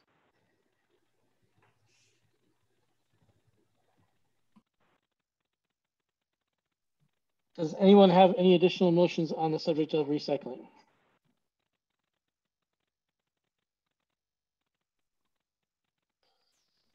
All right, the recycling portion will be closed. Next bullet point, composting and green waste. All right, thank you. So just a few highlights. In the original RFP, we did provide for weekly composting on a year-round basis. That was at an additional cost to each household, and the container would be provided by the waste hauler. For green waste collection, we had that just running from May 1st through November 1st. So you could put out in your own, either your own containers that would get picked up and emptied, or a compostable bag. You could put that out each week. And again, it would be at an additional cost to each household. So people would basically have to opt in for each of those services. The hauler's pricing was high for both of those options, and both of them specified a minimum number of households that needed to participate in order for that program to move forward. I believe it was Republic who had a very high number of people, whereas I think Waste Management's was more reasonable, but still both had that minimum number to participate. And so we would, as a city, have to make sure how we advertise that, how we got the word out to ensure that we met those numbers. Oh, you have more. Oh, just that, so again, kind of to put it back in for discussion into Chair Ward's court, but should we provide composting for new households in the new RFP as either a base service or as an additional service? So right now, again, in the original RFP was an additional service. Should we make that part of the base service for everybody across the board? And if it is, again, should people allowed to be opt out if they don't want to participate, and how does that change the cost, if at all? And then are there any other alternatives that we want to consider or research? I know somebody had brought up, I believe it was at the last meeting, about other companies that provide composting service and collection. We could also do like more of a DIY program where we provide potentially the composting bins and do educational seminars about how to use them, and just set it up in your own backyard. So those are some other things to consider. And so I'll hand it back to Chair Ward at this point. All right, first up, Jeff, your hand has been raised for a while, so go ahead. Yeah, couple points on composting. I personally do not think it should be mandatory. I think, making recycling mandatory is something a lot of people can handle. Composting can get a little more technical. I think it's great to do. I do think it should be there should be an ability to opt in and pay more if you wish to compost. That said, on the initial round of RFPs, I was pretty discouraged by the price. If we are to include a compost add-on service in this next round of RFPs, I'd recommend we go with bi-weekly pickup. I don't think you need weekly compost pickup. And on top of that, I'm totally fine with reissuing an RFP within this program, because I think it makes sense, and maybe the weekly versus bi-weekly changes some of the numbers a bit. But I do think there could be some other, like Director DeAndrea mentioned, standalone compost options. There are some locally owned Colorado companies that offer right now to opt in, or they'll come pick up compost from your house. They're a little pricey. So if we were to do a standalone compost RFP, potentially, we could potentially get bids from some of those companies. And if we were to do it citywide, again, on an opt-in basis, not a mandatory basis, we could potentially get a better price point there. So I'm all for getting as many bids as possible. Some of the haulers seemed like, at least on the last round, they had no interest in doing composting, and I'd much rather have competitive bids to compare to. So I'd be really curious to hear what everyone else's thoughts on that. I think we absolutely should have some sort of compost option available to citizens, whether that takes the form of as a part of the trash haulers or not, or as a standalone compost only opt-in service. I think we should try to figure out. Thanks, Jeff. Carson, you're next. I like what Member Fraser said, and agree with everything there. One thought I had is, Director DeAndrea, do we have any idea or knowledge of whether the overall price that we were presented with could have been affected by requiring an optional compost service? Like, is it possible that because we required that they provide an optional compost service, that they bumped up the overall trash and recycling costs at all? I don't think so. I think that how that came out was in that minimum number. So they worked their costs backwards to say, unless we get this amount at this price, then it won't be cost effective for us. That would be my guess. Okay, thanks. Otherwise, I agree with Member Fraser. Anji, you're next. Yeah, I agree as well. I think what I wanted to kind of touch on is the public comment that we had that at this point it wasn't feasible, but in the long game as a community, if we were to work towards that, would love to know what that steps look like, right, in the future, because they're going to know what that, they're going to be better informed. And I would love to get educated on that and what that looks like. And to that, my composting bucket showed up today. So thank you, Member Christine Brinker, for letting us know about that. So, and I like that idea of getting a preferred servicer as well.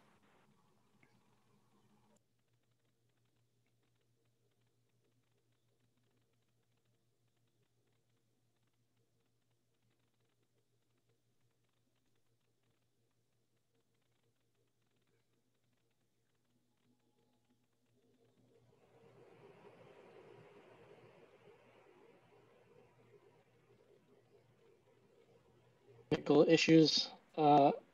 Marcy, you are next. Thank you. Yeah, I like the idea of not making this compost mandatory. So I agree with Member Fraser. That's all. Thank you. Christine.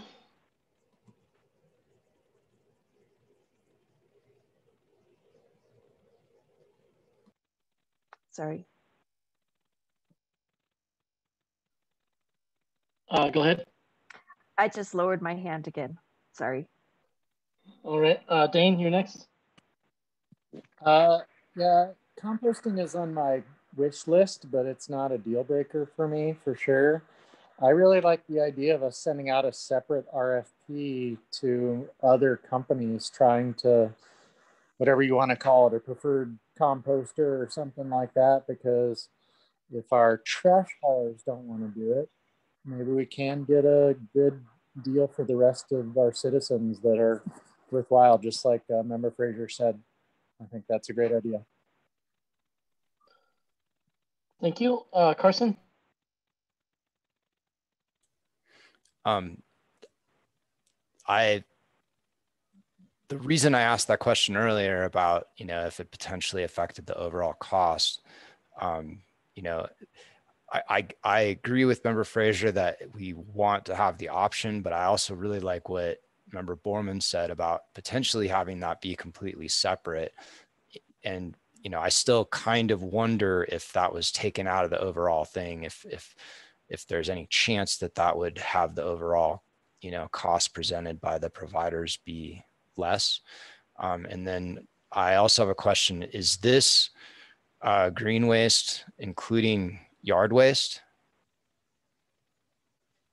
So I feel like that's completely unaddressed in these points, and feel very strongly that yard waste needs to be an option to put out at any time during the year, and included in what's taken, without having to make arrangements or take it anywhere or do it on a certain day. I think that's critical. That's currently provided by all the providers without extra cost. And I believe that'll be a strong opposition by a lot of people in the city if if we're going to move towards forcing single hauler and take that away. I would like an option and would take advantage of it if it happened to coincide with when I needed it to put yard waste out and have it be taken to a more environmentally appropriate place. But I wouldn't want the requirement to be that it's only certain times and otherwise it costs extra or whatever. Yeah, so Vice Chair Green, I set it up so that we'd have the composting discussion first and then the green waste discussion separate. So we'll go, let's get through the composting first. Sorry about that. No problem. All right, Brenda. Oh, I understand his point, Carson's point completely. It's that composting and green waste is very complicated. And I know this because I compost at my house here, and y'all can bring it here if you need to. But I think we just make this an add-on service in the RFP. We can ask how much it is. We can let our bidders know that we're interested in these products. But I don't think it's like I like to say, it's a hill to die on. Let's just get the pricing, and we don't have to award it at the end. You know, we don't have to award everything in it, right? Maria, we can decide which elements we want to award. Am I wrong or right? You're correct. So we'd have that base service, and then if we have additional services that we get bids on, then we could add those in to that base price or not. Oh, cool. Then I'll just go with whatever Jeff says. Thanks, Brenda. Jeff? Yeah, I'm just trying to think about how we could best make this workable. And I think perhaps in an additional RFP, we simply say that composting is severable or can be considered separately from the overall offer, and we'll consider standalone compost options so we can get the widest menu available. And even that, you know, to the trash haulers, that they're not required to offer composting. But I do think I think we should clarify, and it's a question worth asking, just to confirm that the compost being available as a service was not baked into the overall price across the board, because we certainly wouldn't want to skew it that way. I'm not sure if it was or wasn't, but I guess on top of that, I would move, or I'd make a motion that in any composting additional RFP that we would make it bi-weekly rather than weekly pickup, because I think that could lower the price. All right, is there a second for Member Fraser's motion? I'll second it, but I also have something to consider separately. So. Moved and seconded to change composting to bi-weekly in any proposal. Will the clerk please call the roll? Chair Ward? Yes. Vice Chair Green? Yes. Member Adams? Yes. Member Borman? Yes. Member Brinker? Yes. Member Brown?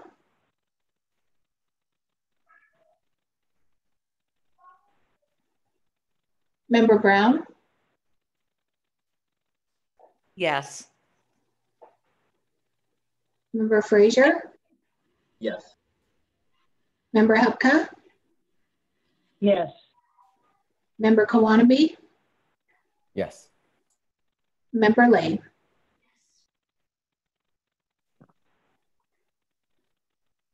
Member Lay?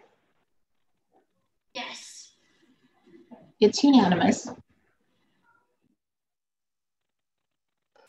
All right, thank you. Carson, you said you had something to add? Yeah, so I was thinking, since we know that there's the provider that Member Brinker brought up and Member Kawanabe is already utilizing, What about making this portion of the new RFP not just severable, but separate, so that potential bidders could respond to just the composting part?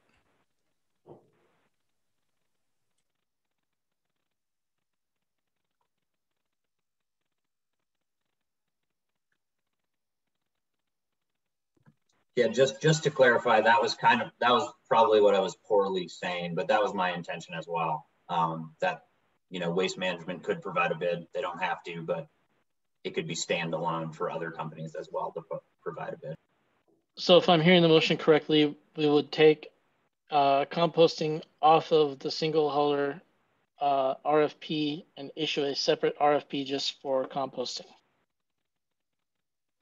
Yes. Yeah, or make the one RFP have the ability to respond to all of it or just the composting part.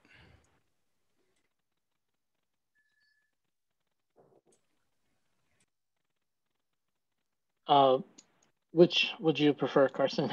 It's your motion, so. I would say Member Frazier, Member Hubka might have more clarity on what is realistic or makes sense there. I don't really know what it would be technically more appropriate. I'll let one of them make the motion. I can make a motion. Please do. Go ahead. Can I make a motion to issue a separate standalone RFP for either a preferred provider or bulk pricing for composting and or green waste, and that the city consider a fall leaf and branches yard waste drop off?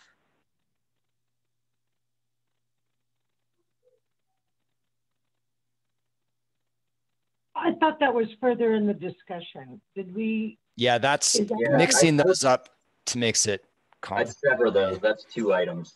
Okay, let me restate that. Can I make a motion to issue a separate standalone RFP for either a preferred provider or bulk pricing for composting? Second. Moved and seconded. Will the clerk please call the roll? Chair Ward, Yes. Chair Green, Vice Chair Green, Yes. Member Adams, Yes. Member Borman, Yes. Member Brinker, Yes. Member Brown, Yes. Member Frazier, Yes. Member Hubka, Yes. Member Kawanabe, Yes. and Member Lay. Yes. It's unanimous. Thank you, Lorraine. We're keeping you on your toes tonight, huh? Any other motions? Further discussion? I guess what? Yes. Oh, sorry. You have your hand up. Oh, thank you. We might want to look at a 32-gallon composting option instead of 64.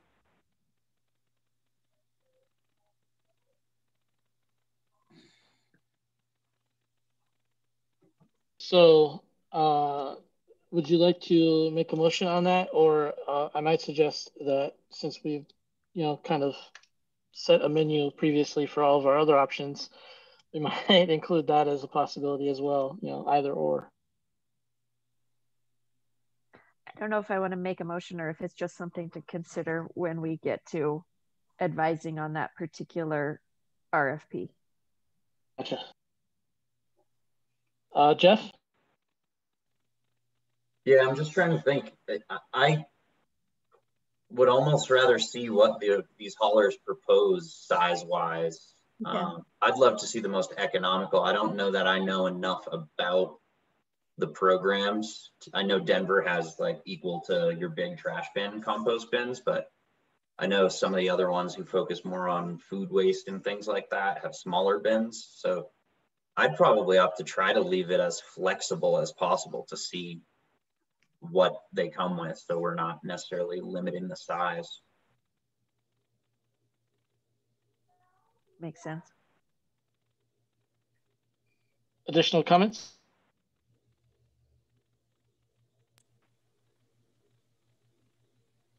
Carson.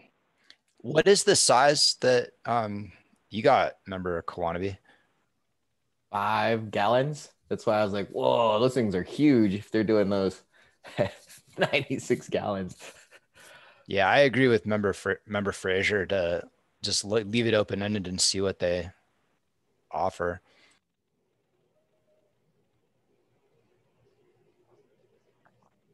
Sounds like something we might want to discuss further when we're giving specifics on the RFP.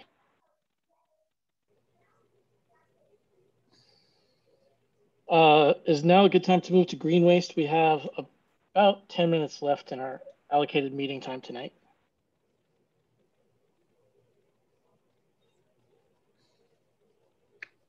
I hear silence, so I'll take that as a yes. Maria, go ahead with the green waste and we'll get through as much as we can. Yeah, just a couple of comments here. So we've talked before about, you know, right now, the current requirement in the current RFP or the original RFP was that it would have to be taken to a facility that processed those materials for reuse. That costs more. So could it be disposed of, or should it be disposed of as regular garbage? Obviously you can put green waste, so there'd be tree branches, lawn clippings, whatever in your regular trash any time of the week. It goes to the landfill. If we had this green waste option that just runs from November 1st through, or May 1st through November 1st, I guess first, do you want to continue that? And if so, do you want it that the requirement is that it has to be disposed of, essentially recycled or reused into another material? And then again, do you want to have this as a base service or as an additional service? And then how should we structure that in the new RFP? So I'll turn it back to you, Chair. First hand is Carson. I mean, I've been pretty upfront and straightforward on what I think on this. I mean, I'm just repeating myself, but I think it's absolutely necessary that we have the same level of service that's currently provided by all of them, which is outside of the trash can,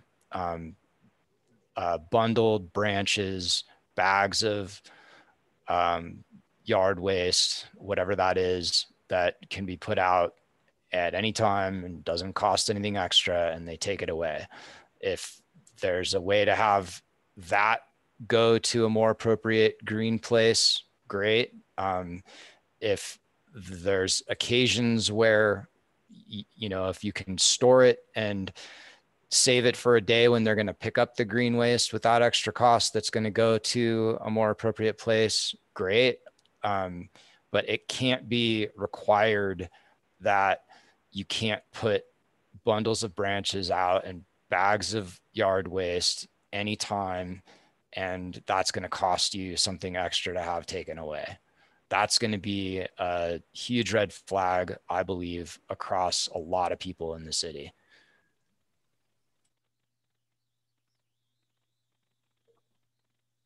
Chair Ward, if I could. Yes, please. The other element of that base program, to that point, is that everything has to fit in the container. So the idea is that as the whichever type of truck comes along, it has an arm to it, either in the back or the side, and then it picks up the container. And so with that idea where people can just put stuff, whether it's green waste or whatever, at the side of the truck, then the operator has to get out, pick that up, and put it into the back of manually put it into the truck somehow. So that will raise the cost. So the original RFP did not have that. You couldn't put things outside unless they had a sticker or some sort, which we'll talk about as a future agenda item. Otherwise, everything has to fit in the container. So if you want to change that at all, just know that we can be discussing that as well in the future. Carson, you still have the floor, so go ahead.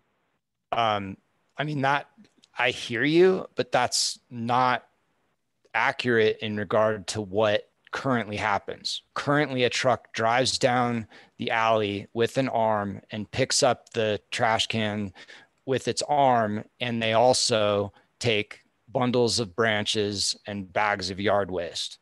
And it takes a person to move the trash can to the arm already. So it's not like the trash truck automatically picks up the trash can without an operator going and handling it right now. And that's not going to change. So the reality is there already is an operator moving the trash can. And currently the companies that do this take the yard waste as well. And it only costs $21 a month. And it's whatever you put out there. I believe they recently increased the limit on how many bags of yard waste are included. Thanks, Carson. Kanji, you're next. No, that was my question. I was just going to ask if it was written into the service contract, because I don't have that as part of my service contract. But I know a ton of people just put it out and they just take it because they don't want to have to deal with the complaints. So it is in the contract. And I also, when I sent you guys the screenshots of everything for what's provided by Waste Services, which is the same as what's provided by Waste Management, which is the same as what's provided by Waste Connections, it's listed out that way. They say the weight limit on the bundled branches. Got it. And do they say that they're actually where they're taking it, or are they just throwing it into the... It's probably landfill. Got it. Can Brenda speak? Yeah, go ahead, Brenda. Sorry. So where in the contract does it say a man will not jump off the truck and grab that bundle? I mean, I didn't understand. I didn't make an assumption that the people that are bidding on this have only a truck, and they will come up with this device and they will put the trash in there, but at no time will a human get out of the truck. I'm going to have to side with Carson on this, that we asked for, and here's an RFP idea. We asked for seasonal bundles at home site, seasonal bundles. I'm just, coming off my head here. Anybody else? You kind of what I'm saying? Because I'm with Carson. I've got recycling, but it's because I love trees, and I'm also digging up bulbs, and oh my gosh. So we do need to find a way to ask them in this RFP, and here's where I need your all help. How do we ask for just maybe Christmas time, you come and get the Christmas trees, and then the seasonal thing, say like April to October?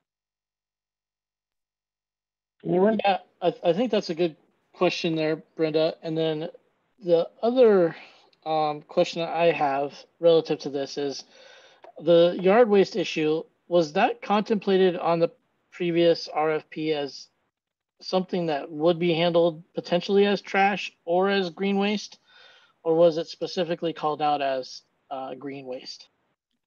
So the idea is if you just wanted to get rid of it as trash, you'd put it in your container.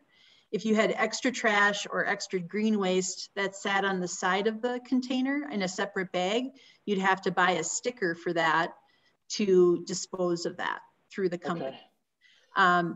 I apologize if that wasn't clear. Now, if you wanted solely to use your own containers, or you can use compostable bags, and you knew where that the material was going to be reused in some fashion, then you would opt into the green waste that was provided weekly from May 1st through November 1st. Okay, thanks for refreshing my memory on that. I'm pretty sure it was clear the first round, but it's been a while since I've looked through all that. Brenda and Carson both have their hands raised. Brenda, did you have some additional to add, or did you just forget to put your hand down?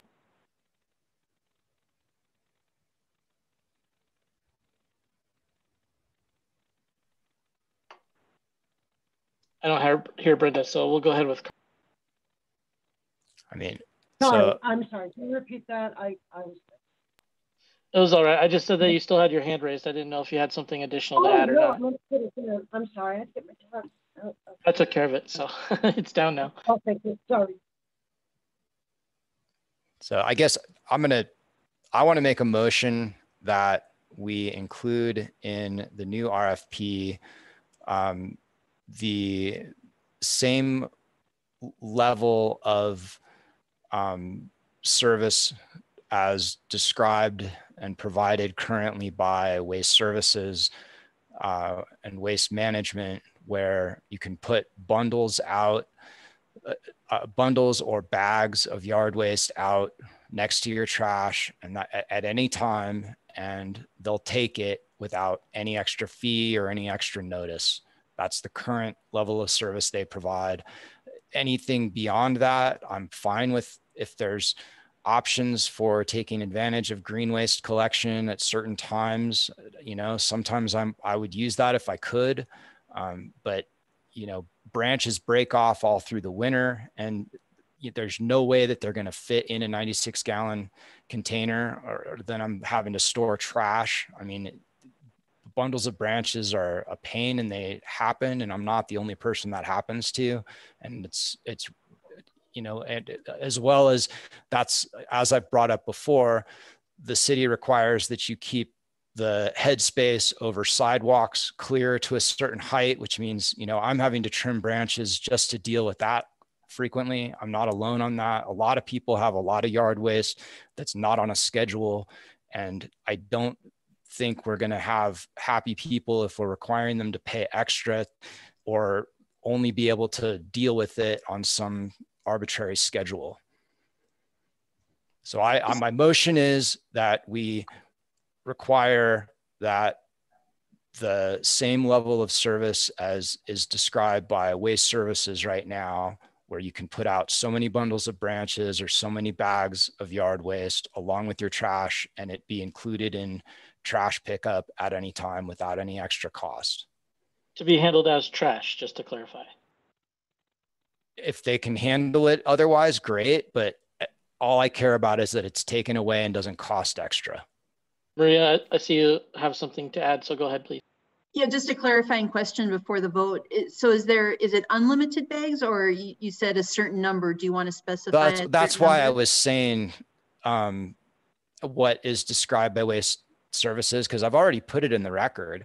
It lists in what I sent like months ago in those screenshots what's included. So I don't remember offhand right now. It's like a certain number of bundles up to 25 pounds each of bound branches, and I think it's up to 6 bags of yard waste, you know, anytime they come by.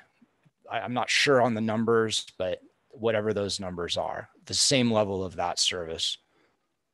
Oh, can I speak before we go on the motion, please? Yes, I think we might actually have to hold over the motion. We're at 8:05, and I want to make sure that I'm respectful of staff time. So if you have something to add right now, go ahead, but we will be wrapping up soon, and we might need to actually table this. I think Carson has officially introduced the motion, though, so we'll want to resolve it before we finish tonight. All right, I'll be brief. It does cost extra labor, and they can do this. They can put this in the RFP for a guy to get out of the truck. That is actually probably going to drive up costs. So I'm going to propose, before we make a motion, and maybe we should think about it for our next meeting, is that we ask for 2 fees. A 12-month, you'll pick up the branches and stuff fee, or maybe a 6-month one. For those of us who just, you know, I don't have a Christmas tree or anything, but damn, I got to cut down some trees and you got your grass and all that. We just ask for both. And we don't require it. I would have to argue that this is another add-on extra fee. And the reason I'm saying that is in some areas, we have to drive down costs. We've already agreed that we're going to go up and down the street and up and down the alley. So as we go through these, we need to think about where we want to lower the cost. And I'm telling you, they will add on labor costs if you guarantee somebody jumps out of that truck. And that's gotcha, Brenda. I think we'll hold that over for next time. I want to respond to that. Okay, Carson. It's just not true. Right now, a guy is outside the truck at every house to move the trash can to the arm. Yeah, you're right, but they can still charge us for it. They don't. Make the argument that, well, he's got to get out of the truck. But they don't. Sorry. What I'm saying is the 3 providers I mentioned, which are the main ones, don't charge for that right now. I'm talking about the same level of service that's currently available. You're right. Let's just get all three pricing. Let's get it included, and let's get a price for 12 months and the 6 months in the overall contract of the 10 year. All right, let's keep that arrow in the quiver, Brenda, for now. Carson, if you would restate your motion, and we'll ask for a second after it's restated. Well, do you want me to do it now, or do you want to just table it? Yep, let's move it now. All right, so my motion is what I said, that we include yard waste pickup year round at levels currently provided in the city. Is that a correct restatement? Yeah, let's just say based on what's currently provided by Waste Services without any extra fee. All right, is there a second for that? I'll second. Moved and seconded. Lorraine, will you please call the roll? Can I get a clarification before we vote? Sure, go ahead. Does this exclude then the additional options on pricing? This is going to force just this one scenario?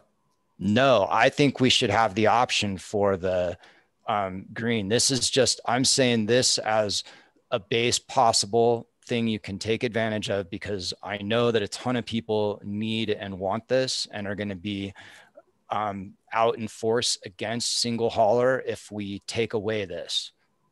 So I think we should continue to have the option for whatever better, you know, occasional, like, so that's still there. I am not suggesting we take that away. The option to, on certain days, have pickups that go to a green waste place. But if you don't have the ability to wait for that, what? Let's call them bundles. And let's be specific about it. Like, it's you may bundles have a or bundle bags or something, extra bag. It's both. That's why I keep referring to the way that they currently do it. It's a number of bags or a number of bundles. We should probably get some specifics on that then. And it's already in the record. Okay.